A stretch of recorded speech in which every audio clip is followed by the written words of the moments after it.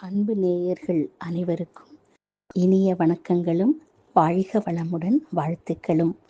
என்ன குழந்தைகளே, திருக்குறள்ல முதல் 2 அதிகாரங்களை கேட்டீங்களா? அதனுடைய பொருளை உணர்ந்தீர்களா? அன்றாடம் இந்த குறள்களை ஒரு முறையாவது கேட்டு மனப்பாடம் செய்து கொண்டால் நம்முடைய வாழ்க்கையில் எல்லா செல்வங்களையும் இந்த திருக்குறளானது நமக்கு கொடுக்கும்.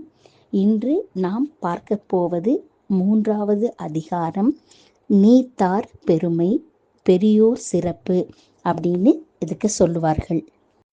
3வது அதிகாரத்தில் நீத்தார் பெருமை முதல் பாடல். ஒழுக்கத்து நீத்தார் பெருமை, விழுப்பத்து வேண்டும் பனுவல் துணிவு. அறநெறியில் வழுவாது நின்று செய்ய வேண்டிய கடமைகளை எல்லாம் செய்து பின் இல்லற வாழ்விலிருந்து நீங்கி துறவறத்தை மேற்கொள்ளும் துறவிகளுடைய பெருமையை எல்லா நூல்களும் மேலானதாக போற்ற விரும்பும். அதுதான் இந்த இடத்துல நீத்தார் அப்படின்னா துறவறத்தை மேற்கொண்ட துறவிகளுடைய சிறப்புகளை பற்றி இந்த 10 குறள் பாக்களும் சொல்றது. 2வது, துறந்தார் பெருமை துணை கூறின் வையத்து இறந்தாரை எண்ணி கொண்டற்று. துறந்தவர்களுடைய பெருமையின் அளவை கண்டறிந்து கூற முடியாது. கண்டறிய முயல்வது அப்படிங்கிறது இந்த உலகம் தோன்றியதிலிருந்து எத்தனை உயிர்கள் பிறந்து இறந்தன என்பதை கணக்கிட முயல்வதற்கு சமம் ஆகும். இருமை வகை தெரிந்து ஈண்டு அறம் பூண்டார் பெருமை பிறங்கிற்று உலகு. அதாவது இந்த உலகத்துல இல்லறம் துறவறம் இந்த 2 தன்மைகளையும் நன்கு ஆராய்ந்து அறிந்து இல்லறத்திலே தாம் செய்ய வேண்டிய கடமைகளை எல்லாம் குறைவர செய்து துறவரத்தை மேற்கொண்ட பெரியோர்களின் பெருமையே உலகில் உயர்ந்ததாக இருக்கிறது. 4வது குறள். உரன் என்னும் தோட்டியான் ஓர் 5 காப்பான் வரன் என்னும் வைப்பிற்கோர் வித்து. அதாவது மெய், வாய், கண், மூக்கு, செவி என்பவைகளின் வழியாக வரும் 5 ஆசிகளும் மதம் பிடித்த யானைகளை போன்றவை.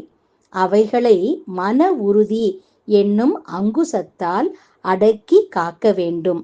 அவ்வாறு காக்க வல்லவர்தான் உலகம் என்னும் நிலத்திற்கு ஒரு விதை போன்றவர் அப்படின்னு வள்ளுவர் கூறுறார். 5வித்தான் ஆற்றல் அகல் விசும்புளார் கோமான் இந்திரனே சாலுங்கரி. 5புலன்களை அடக்கியவர்களின் ஆற்றலை அறிந்து கொள்ள அகன்ற வானத்திலுள்ள தேவர் தலைவனான இந்திரனே நல்லதொரு சாட்சியாவான். செயற்கரிய செய்வார் பெரியர், சிறியர் செயற்கரிய செய்கலாதார்.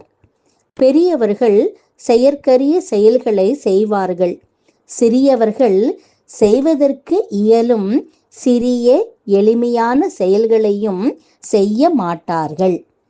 சுவை, ஒளி, ஊறு, ஓசை, நாற்றம் என்று 5 வகை தெரிவான் கட்டே உலகு.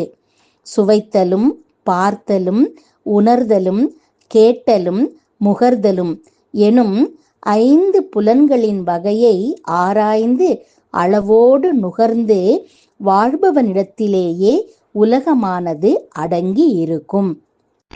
நிறைமொழி மாந்தர் பெருமை நிலத்து மறைமொழி காட்டிவிடும். பயன் நிறைந்த மொழிகளை பேசும் அறவோரின் பெருமையை இவ்வுலகத்தில் அவர்கள் கூறிய மறைமொழிகளே காண்பித்து விடும். குணம் என்னும் குன்றேறி நின்றார் வெகுளி கனமேயும் காத்தல் அரிது. நற்குணமென்னும் மலைமேல் ஏறி உயர்ந்து நின்ற பெரியோரின் கோபத்தை ஒரு கணமும் தாங்க முடியாது. அந்தணர் என்போர் அறவோர் மற்ற எவ்வுயிர்க்கும் செந்தன்மை பூண்டொழுகலான். அந்தணர் என்பவர் எல்லா உயிர்களிடத்தும் அருள் கொண்டு நடக்கும் அறவோரே ஆவர். அடுத்த அதிகாரத்தை நாளை பார்ப்போம்.